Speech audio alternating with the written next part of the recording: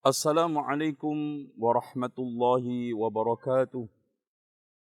Alhamdulillahilladzi arsala rasulahu bil huda wa dinil haqq liyudhhirahu 'alad dini kullihi walau karihal musyrikun.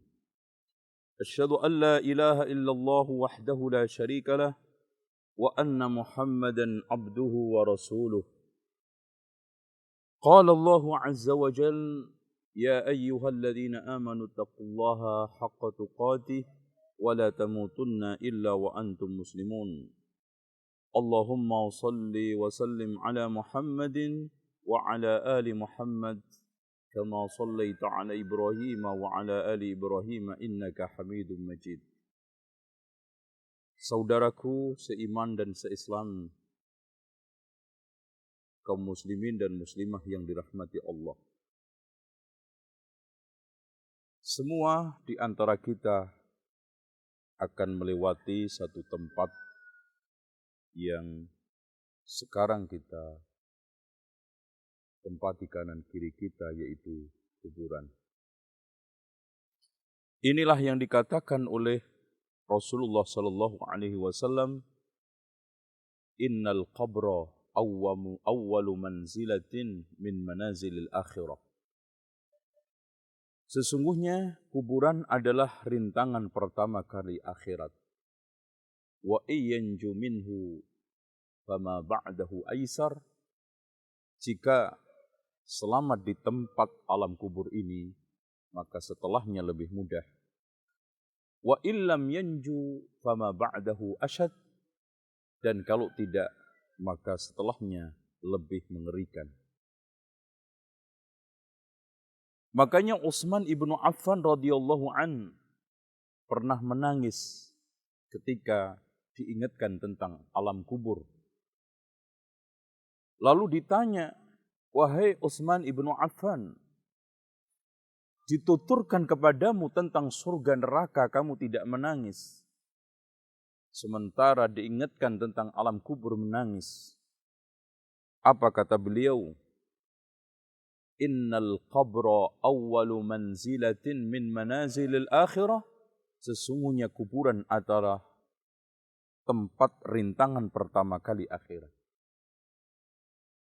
Wa iyanju minhu, maka setelah siapa yang sukses di situ, maka setelahnya akan lebih mudah. Wa illam yanju minhu, jika tidak, maka setelahnya lebih mengerikan. Kemudian dia membacakan hadis Rasulullah sallallahu alaihi wasallam lagi, ma ra'aitu mandaran afdha qattun minal qabr. Saya tidak pernah melihat pemandangan yang sangat mengerikan kecuali kuburan. Kaum muslimin yang dirahmati oleh Allah Subhanahu wa taala. Inilah yang membuat Umar ibn Abdul Aziz, seorang khalifah di antara sekian khalifah yang adil. Pada waktu pagi hari berpenampilan murung dan cukup menunjukkan di wajahnya kesedihan yang sangat mendalam. Lalu ditanyakan kepada salah seorang yang ada di sampingnya, wahai Amirul Mukminin, kenapa engkau sangat murung dan sangat menunjukkan kesedihan? Kata beliau, sesungguhnya aku tadi malam merenungkan sesuatu. Merenungkan bagaimana penghuni kubur setelah berjalan 3 hari. Aku bayangkan satu penampilan yang sangat mengerikan dan menjijikkan. Aku bayangkan mukanya sudah mulai melempuh. Dari sela-sela mulut dan matanya keluar kotoran, cairan, nanah campur darah. Perutnya pun melembung, mengeluarkan satu bau yang sangat anyir dan sangat-sangat tidak menyedapkan.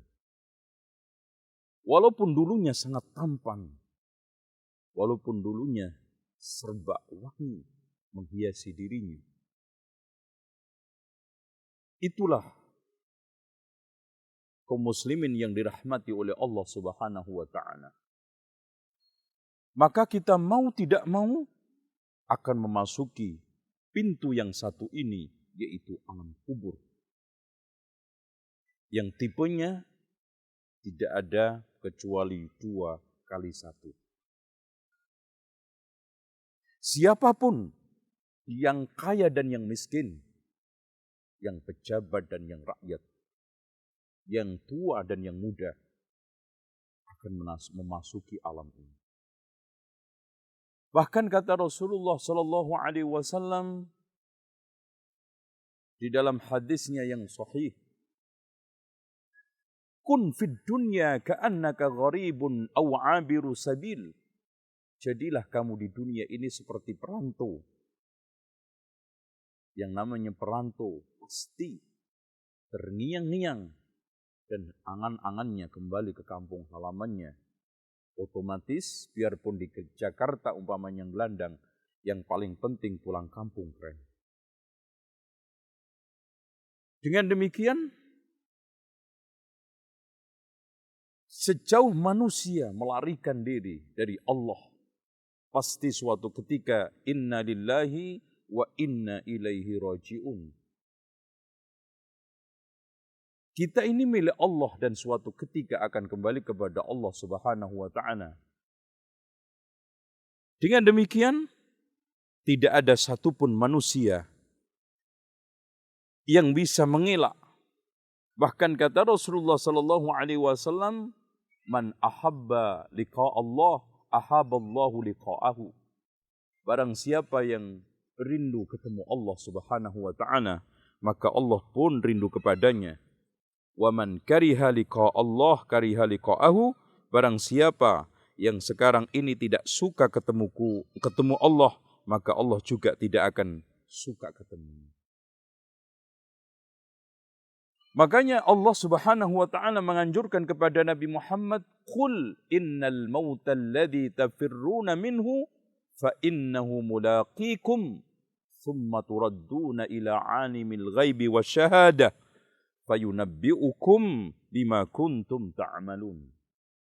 Katakan Muhammad, sesungguhnya kematian yang kalian melarikan diri darinya, suatu ketika pasti kalian akan ditemuinya.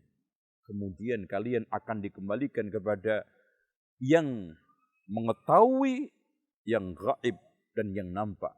Kemudian diceritakan kepada kalian semua apa yang kalian kerjakan. Dengan demikian, kaum muslimin yang dirahmati oleh Allah Subhanahu wa taala, aynama takunu yudrikkumul maut walau kuntum fi burujim musyayyada. Di mana saja kalian akan ditemui oleh kematian, di mana saja kalian berada, walaupun Anda bersembunyi di gedung yang sangat kokoh dan kuat. Dengan demikian, yang penting adalah persiapan. Inilah nasihat sang penyair. Tazawwad bittuqa fa innaka la tadri idza janna al-lailu fahal ta'ishu ila al-fajri. Berbekallah kalian dengan ketakwaan, kalau sudah masuk malam, jamin enggak umurmu sampai pagi? Tidak akan bisa. Wa kam min salimin mata bi ghairi illatin. Berapa banyak orang yang sehat mati tanpa sebab penyakit. Wa kam min syakimin 'asha hinan minad dahri. Dan berapa banyak orang yang sakit-sakitan tak mati-mati. Wa kam min fata yusbihu wa yumsi aminan. Berapa banyak pemuda yang sehat segar bugar, pagi sore merasa aman, kain kafannya sudah digunting-gunting dia tidak tahu. Persiapan bukan berarti menjelang pensiun kita bikin lubang-lubang kuburan.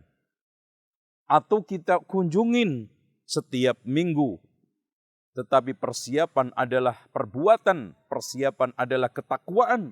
Persiapan adalah bagaimana kita ketemu Allah. Yang kata Allah Subhanahu wa ta'ala, "Faman kana yarju liqa'a rabbih faly'amal 'amalan salihan wa la yusyrik bi'ibadati rabbihi ahada. Amal soleh tidak menyekutukan Allah, berarti berbekal tauhid. Sampai akhirnya, man kana akhiru kalamihi la ilaha illallah, dakhalal jannah. Inilah hakikat daripada apa yang dikatakan oleh Rasulullah sallallahu alaihi wasallam. Idza dakhala an-nurul qalban fashaha wan syarah. Jika sekarang cahaya iman sudah masuk ke dalam hati, maka hati akan lapang, jiwa akan tenang.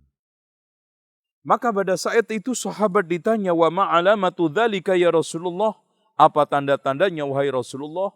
Rasulullah SAW menegaskan, al-inabatu ila daril khulud. Siap siaga untuk kembali kepada kampung penuh dengan kekekalan, yaitu akhirat.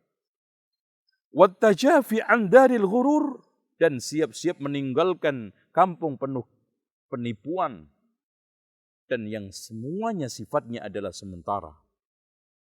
Wal isti'dadu lil mauti qabla nuzulihi, dan siap mati sebelum datangnya. Saudaraku seiman dan seislam yang dirahmati oleh Allah Subhanahu wa taala. Tidak ada sesuatu yang paling menghambarkan kelezatan, menghancurkan kenikmatan kecuali kematian. Disinilah Rasulullah sallallahu alaihi wasallam sering mengingatkan kita, aksiru min dzikri hadimil ladzat, perbanyaklah kalian mengingat sesuatu yang menghancurkan kelezatan. Waqila al-maut, Rasulullah SAW telah ditanya, maka Rasul menjawab, al-mautu, kematian. Kematianlah yang sekarang nikmatnya hubungan suami istri menjadi hambar, lezatnya makanan menjadi tidak enak, dan semua orang sudah tidak minat lagi untuk bernafsu mengejar dunia. Kematianlah yang memutuskan segala sesuatu kaitannya dengan dunia. Memutuskan ambisi, memutuskan berbagai macam kegilaan terhadap dunia yang dikatakan oleh Rasulullah sallallahu alaihi wasallam, ma dhi'bani ja'i'ani ursila ila ghanamin bi afsad lahuma min hirsil mar'i 'alal mal wasyaraf li dinihi. Tidaklah ada dua serigala yang sedang kelaparan dilepas ke dalam satu kambing. Masih lebih bahaya orang yang gila harta dan ambisi kedudukan mengorbankan agamanya.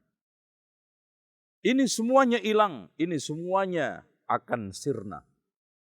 Perhatikan wahai saudaraku, keduniaan yang kalian impikan dan karir yang kalian kejar, kemewahan yang kalian dambakan, dan kesuksesan yang kalian ukir, suatu ketika akan dibatasi oleh yang namanya al-maut, yaitu kematian. Mengingat kematian banyak sekali faedahnya. Di antaranya katanya Abu Ali Ad-Daqqaq, yang pertama menyegarakan kita bertaubat kepada Allah Subhanahu wa taala, karena pada akhirnya manusia tempatnya dosa, manusia tempatnya salah, manusia tempatnya berbagai macam kotoran-kotoran maksiat. Makanya Rasulullah sallallahu alaihi wasallam mengatakan, kullu bani Adam khatta'un, setiap anak Adam adalah salah, wa khairul khatta'ina tawwabun, dan sebaik-baik yang salah adalah yang bertaubat. Kita bertaubat supaya kita sekarang ini tinggal dan menempati tempat seperti ini, damai penuh dengan ketenangan. Karena ini bisa menjadi liang di antara sekalian riang Raudhatul Jannah, tetapi ini juga bisa menjadi liang nar, neraka, di antara neraka jahanam. Dan kedua, membuat kita semangat ibadah. Sehingga iman kita terbarukan dengan kita sekarang ziarah kubur atau datang takziah, atau minimal kita mengingat kematian. Sehingga selama ini iman yang sudah mulai memudar, kesemangatan ibadah yang sudah mulai loyo, dan juga keinginan berbuat baik sudah mulai kendor, maka diingatkan, dikuatkan kembali dengan kematian. Maka kata ada dalam suatu riwayat, kafa bil mauti wa'idhah, cukuplah kematian itu sebagai penasihat utama kita. Kemudian yang ketiga, faedah daripada mengingat kematian adalah menumbuhkan sikap qanaah. Menumbuhkan sikap syukur kepada Allah Subhanahu wa taala. La in syakartum la azidannakum wa la in kafartum inna adzabi lasyadid. Ternyata kenikmatan Allah itu sangat banyak. Wa in ta'uddu ni'matallahi la tuhsuha. Kalau kamu menghitung kenikmatan Allah Subhanahu wa taala, tidak akan bisa menghitungnya. Dan kenikmatan itu ada 3 macam. Kenikmatan yang sudah hadir di tengah kita yang kita tidak sadari kehadirannya. Kenikmatan yang sedang kita tunggu-tunggu kehadirannya dan kenikmatan yang sedang kita rasakan. Namun yang sudah hadir yang kita tidak sadari dan kita tidak akui, bahkan kita ingkari, itu lebih banyak. Wala in kafartum inna adzabi lasyadid. Dengan demikian katanya Abdullah bin Sahal At-Tustari mengatakan, tidak ada orang yang paling nekat mati kecuali 3. Pertama, orang yang tidak tahu kehidupan setelah kematian. Kemudian yang kedua, orang yang ingin melarikan diri dari takdir. Dan yang ketiga, orang yang sekarang ini tidak mengetahui sekarang apa yang akan dibawa nanti menghadap Allah Subhanahu wa taala. Dengan demikian, orang yang tidak mengetahui kehidupan setelah kematian, orang yang ingin melarikan diri dari takdir Allah Subhanahu wa taala, ini orang cenderung meremehkan kematian. Dikiranya tempat kematian merupakan satu tempat istirahat, ya, tempat untuk melarikan diri dari tanggung jawab dunia. Akhirnya bunuh diri. Akhirnya sekarang ini mati menjadi pilihan kaum muslimin yang dirahmati oleh Allah Subhanahu wa taala. Kata sang penyair, "Lau anna idza mitna turikna lakana al-mautu ghayata kulla syai'in." Kalau seandainya setelah kita meninggal dunia dibiarkan, tidak ada pertanggungjawaban, maka kematian akan menjadi tujuan semua orang. Walakinna idza mitna bu'ithna, akan tetapi ketika setelah kita meninggal dunia akan dibangkitkan, wa nus'alu ba'dahu an kulli syai'in, akan ditanya tentang segala sesuatu. Makanya Allah Subhanahu wa taala akan menanyakan nikmat sekecil apapun yang telah diberikan kepada kita. Tsumma latus'alunna yawma idzin 'anin na'im. Saudaraku seiman yang dirahmati oleh Allah Subhanahu wa taala. Keinginan semua orang untuk lepas dari dunia ini dengan membawa husnul khatimah. Dan perlu diketahui bahwa kata Rasulullah sallallahu alaihi wasallam, "A'maru ummati ma baina sittina ila sab'in wa aqalluhum man yajuzu dzalika." Umur umatku antara 60 sampai 70, sedikit sekali yang lebih dari itu. Dan setelah itu Allah Subhanahu wa taala akan kembalikan. Dan kalau seandainya kita mati hari ini dan kiamat kurang 2 juta tahun umpamanya, Masya Allah, berarti subhanallah, ya, umur kuburan tok saja 2 juta. 2 juta tahun. Iya, kalau seandainya kurang 2 juta. Bagaimana kalau seandainya kiamat kurang 3 juta, 4 juta? Bayangkan. Betapa sementaranya kita di dunia dan betapa lamanya penungguan akhirat. Belum lagi kita akan hadapin mahsyar, belum lagi kita hadapin mizan, belum lagi kita hadapi yaumul ard, dihisab oleh Allah sekian miliar manusia satu persatu, belum lagi kita meniti sirat, belum lagi kita nanti masuk surga dan neraka. Inilah kehidupan setelah kematian, rintangan setelah kematian yang pasti akan dilalui oleh manusia. Tapi perhatikan, wahai saudaraku yang dirahmati oleh Allah Subhanahu wa taala. Husnul khatimah ada sebabnya, su'ul khatimah ada sebabnya. Katanya Imam As-Suyuti bahwa sebab su'ul khatimah sangat banyak sekali, tetapi su'ul khatimah didominasi oleh 4 perkara. Yang pertama kali orang tersebut menyia-nyiakan sholat. Kemudian yang kedua, kecanduan khamr. Dan yang keempatnya, suka main perempuan. Dan yang ketiganya, suka melakukan usil penundaan kehormatan sesama kaum muslimin. Inilah faktor yang paling mendominasi orang mendapatkan su'ul khatimah. Ya. Menyanyiakan sholat jelas. Kemudian yang selanjutnya juga kita bisa tambah adalah durhaka kepada kedua orang tua. Menyanyiakan sholat akan membuat orang saat dia tidak sholat bisa saja meninggal dunia. Maka dicabut oleh Allah dalam keadaan tidak sholat. Dan itu merupakan suatu perkara yang sangat berat. Karena al-ahdu bainana wa bainahum as-salah faman tarakaha faqad kafar. Perjanjian antara kami dengan mereka orang kafir adalah salat. Siapa yang meninggalkan telah kafir. Kemudian yang kedua adalah durhaka kepada kedua orang tua. Kita tahu semua bahwa betapa mengerikan dosa durhaka kepada kedua orang tua. Bahkan ketika Abu Thalib Al-Makki membagi tempat-tempat dosa, ya, ada dosa mulut yaitu ghibah, namimah, saksian palsu, ada dosa perut, memakan harta anak yatim dan yang lainnya, maka dosa durhaka kepada orang tua itu merupakan hal yang dilakukan oleh seluruh tubuh kita, bukan hanya perut kita, bukan hanya tangan kita, bukan hanya kaki kita, bahkan itu merupakan kemaksiatan yang dilakukan oleh seluruh tubuh kita. Kemudian khamr yang dikatakan di dalam suatu riwayat itu termasuk ummul khaba'ith, induknya kejahatan. Dan yang ketiga adalah orang yang suka usil kehormatan kaum muslimin. Bisa saja tadi ya melakukan pelecehan seksual, melakukan perzinaan dan yang lainnya. Adapun faktor-faktor orang mendapatkan husnul khotimah cukup banyak.